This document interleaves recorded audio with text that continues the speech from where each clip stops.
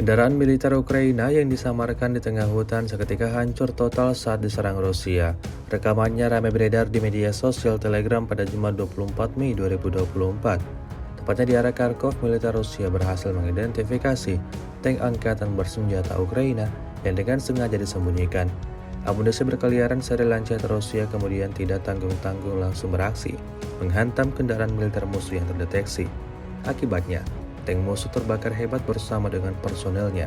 Insiden ini kembali menambah daftar panjang kerugian yang didapatkan angkatan bersenjata Ukraina.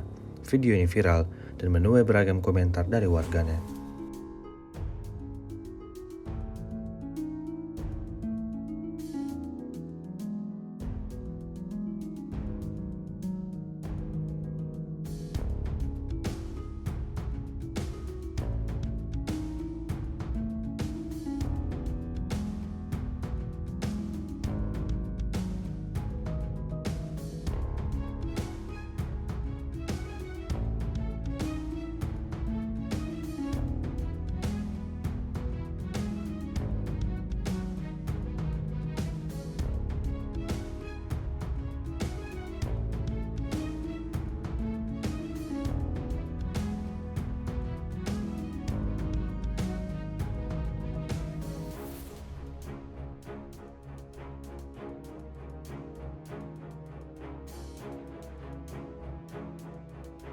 Download Tribun X sekarang, menghadirkan lokal menjadi Indonesia.